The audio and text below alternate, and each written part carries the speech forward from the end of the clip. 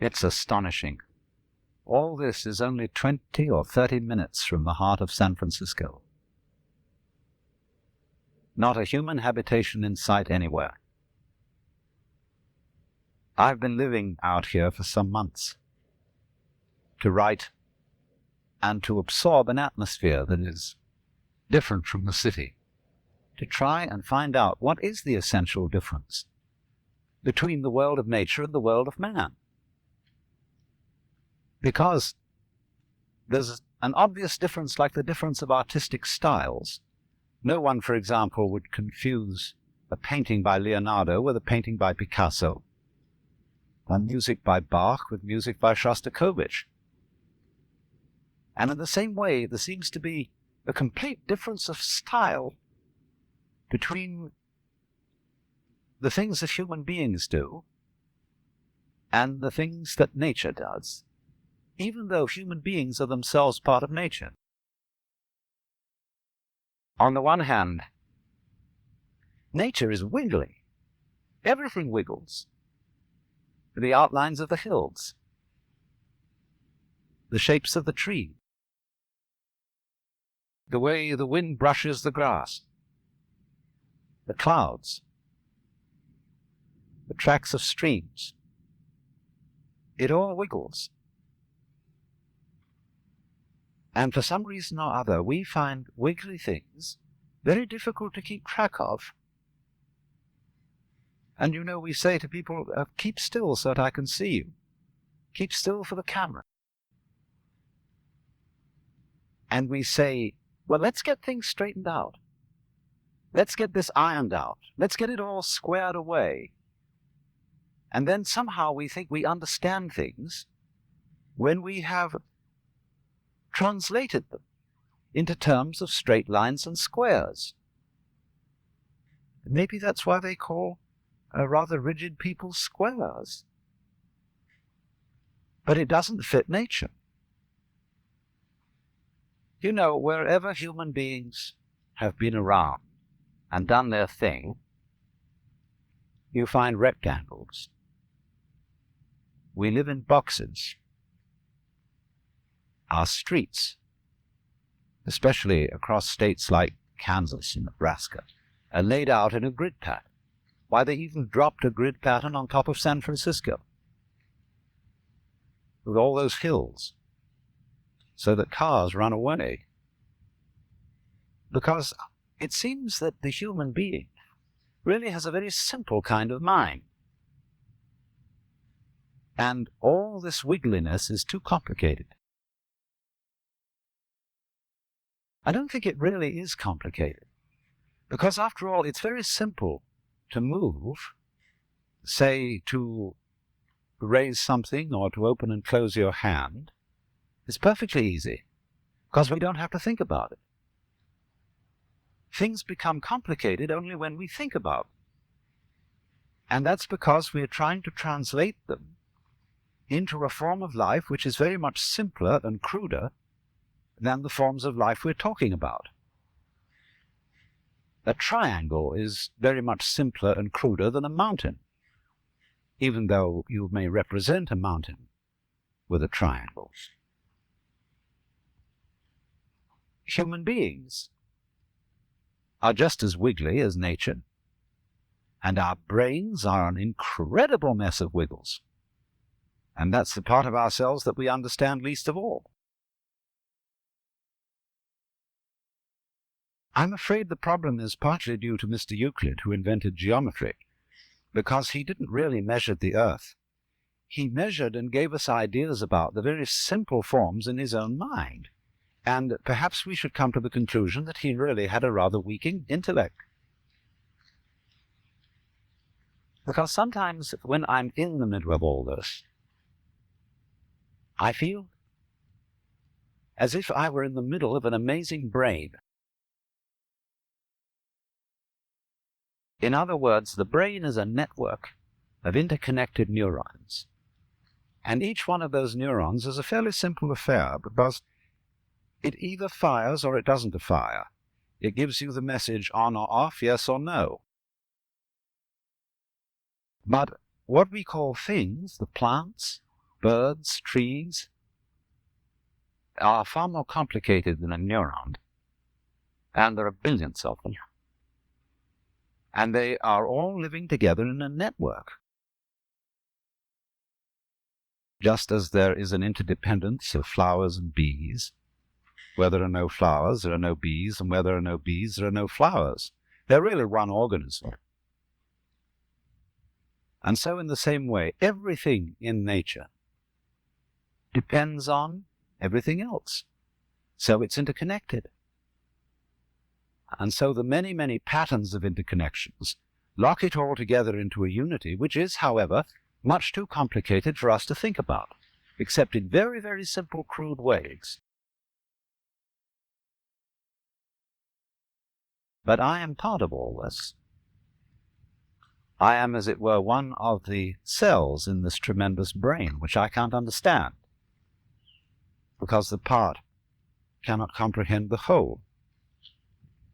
And yet at the same time, I don't feel, like so many people seem to feel, that I'm a foreigner or a stranger in this world. Its aesthetic forms somehow appeal to me more than most of the aesthetic forms which men produce. I feel in it as if, in the same way, when you see a flower in a field, it's really the whole field that is flowering, because the flower couldn't exist in that particular place without the special surroundings of the field that it has. You only find flowers in surroundings which will support them.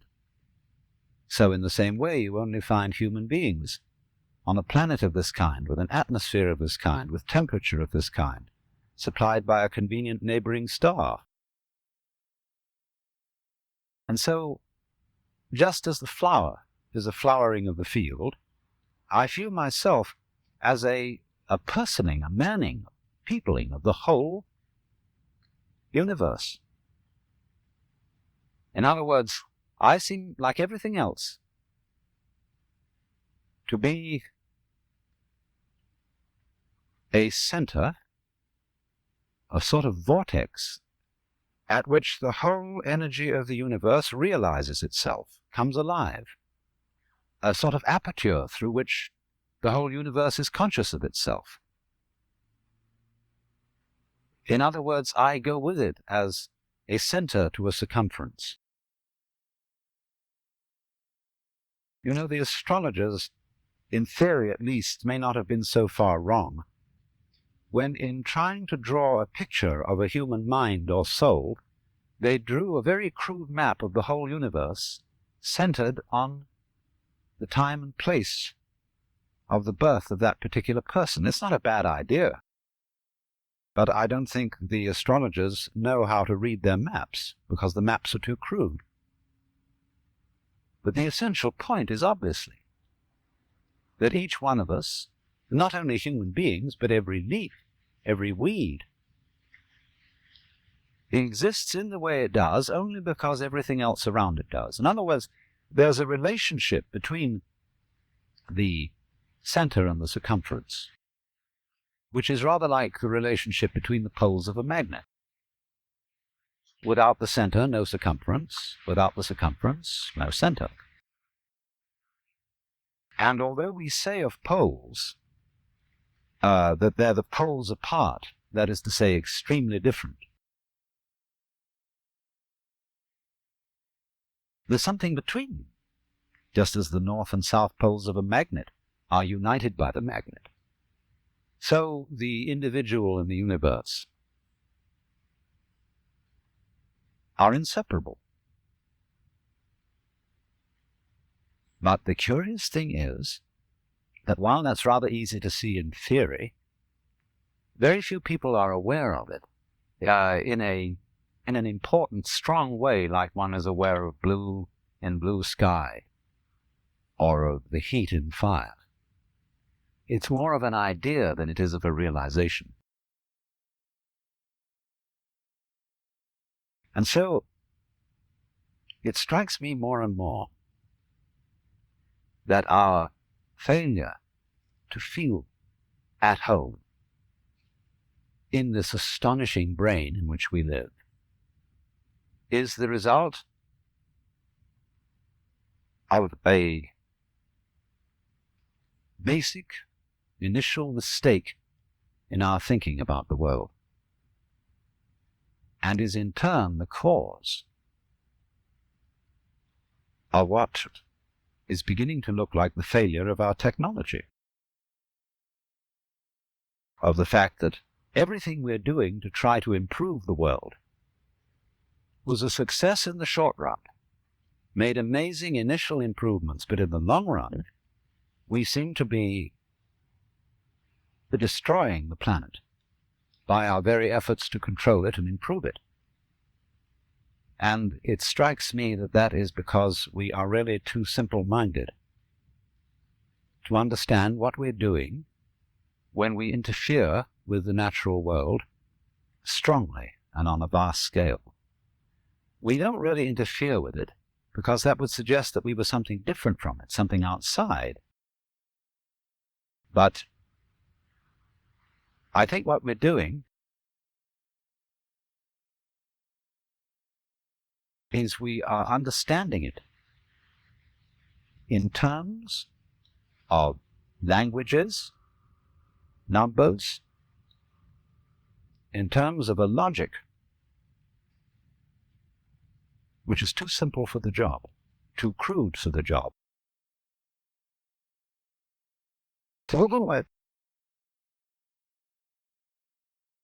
We understand everything in terms of words or numbers, and they're stretched out in rows, in lines. And our eyes have to scan those lines in order to understand them. But when I scan this view, I don't do it line by line by line. I see the whole thing at once. I take it in with, as it were, a wide-angle lens. But when I try to understand the world through literature and through mathematics, I have to scan lines. You know, that's why it takes us so long to get educated in school, because our eyes have to scan and organize miles and miles of print. And that takes us 20 years or more to get through it. But life happens, changes go on too rapidly for that. Because you see, in the world, everything is happening all together everywhere at once. And meanwhile, we, with our myopic little minds, are working it out step by step. Of course, we are greatly assisted by the rapidity of the computer. But even so, the computer is still looking at things in rows as the magnetic tape goes through and is scanned by the computer. It's still all going along in a single track. And I suppose then our difficulty is that we have lamentably one-track minds in an infinitely many-tracked universe. And we may have to come to the alarming conclusion that the universe is smarter than we are.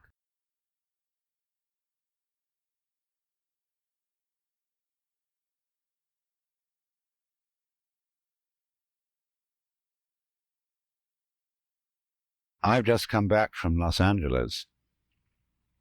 I was down there to meet with a group of rather important people in the movie industry, scientists and so on, who were considering calling a congress of the best minds in the world to meet in Los Angeles in the near future, to be a kind of planetary alarm conference. They wanted scientists and statesmen, religious leaders, and to do something to impress upon the world through all the media that we are in very serious danger of destroying the biosphere, that is to say, the whole envelope of living creatures which covers this planet, through pollution, overpopulation, nuclear fallout, poisoning of our food and very lack of food. And we met to discuss the problem of organizing this conference, and here were all these brilliant people. And it came over us that we really didn't know what we ought to say. I mean, you can scream and create a state of panic, but that won't do any good. And when it came down to it, we didn't know what we ought to say because we really don't know what to do. Some things that we might do, for example, to increase the food supply with high-yield crops, may be ecological mistakes. And so the consensus of almost everybody at the meeting was that in some way or other, the human race has to learn how to leave the world alone and let what is called the natural homeostasis, that is, the self-balancing process of nature, take care of the mess. Now, how are we going to do that?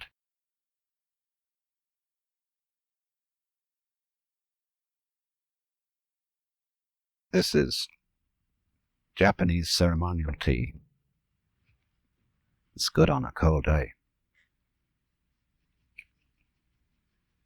See, our problem is we don't really know how to stop. We've got something started, and we see it's going in a wrong direction. And I think the difficulty is, to borrow an old Chinese saying, that when the wrong man uses the right means work in the wrong way.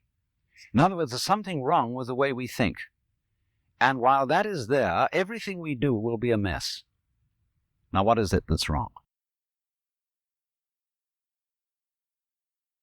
Now, as far as I can see, the basic mistake is that we've invented this wonderful system of language and calculation,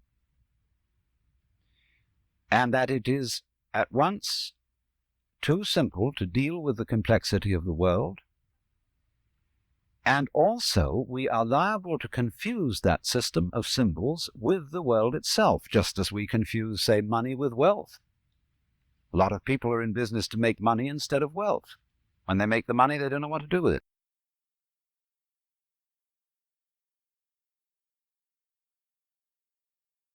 And so in the same way, we confuse happiness with status, and we confuse ourselves as living organisms, which are one with this whole universe, with something we call our personality.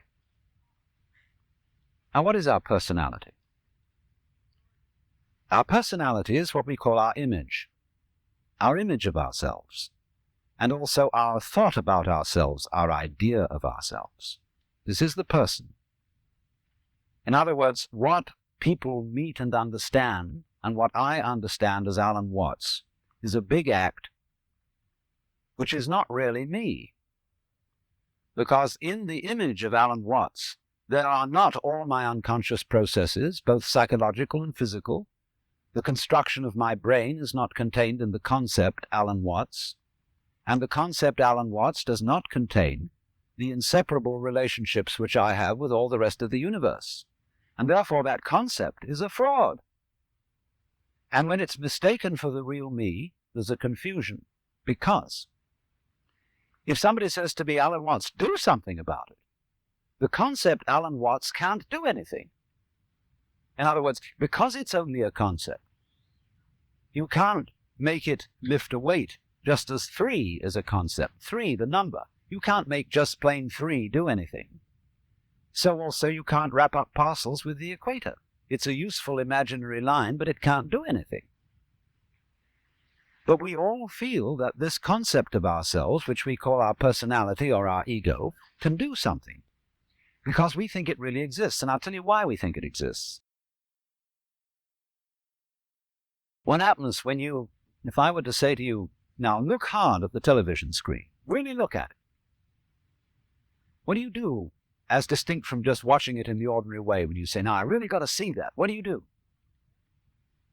Notice that you tighten muscles all around here, that you frown a little. You clench your teeth perhaps. Now what has that got to do with seeing anything clearly? There's absolutely nothing to do with it. Same thing when you listen carefully. Now listen, catch everything that's said when you start tightening up around your ears. That has nothing to do with hearing clearly.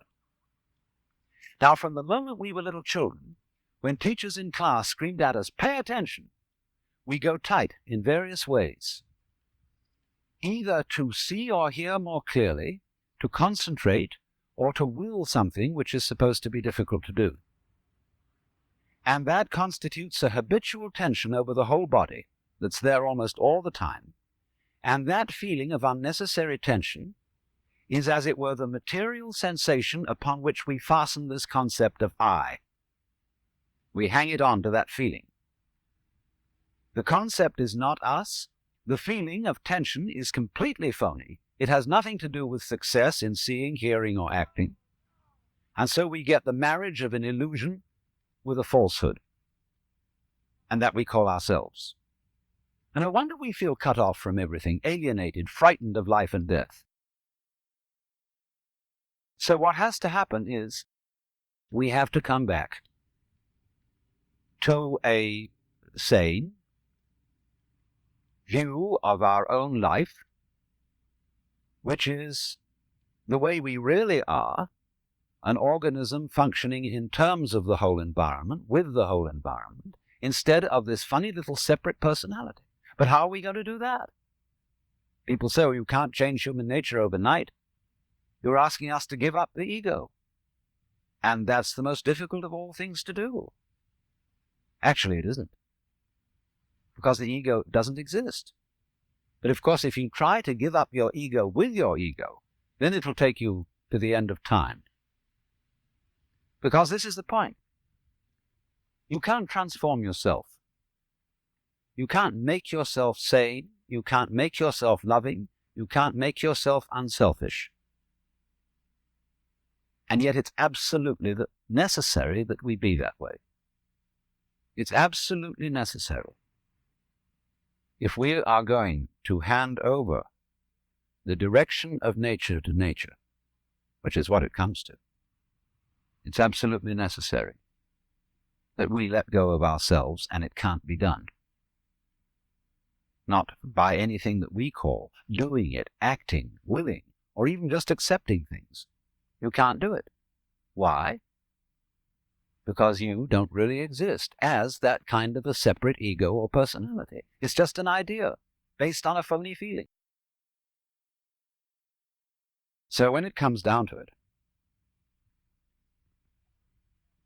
it's shocking news for us, for the human race, for our pride.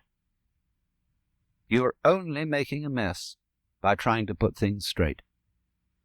You're trying to straighten out a wiggly world, and no wonder you're in trouble. So you can't do anything. So you can't transform yourself. And what can you do? What happens then if you actually realize you've come to a dead end? And the human race has come to a dead end, in my opinion. What then? Commit suicide? Or is there something else? What happens when you just wait? There's nothing you can do. You watch. And all you see is what goes on that is happening of itself. You're breathing. The wind is blowing. The trees are waving.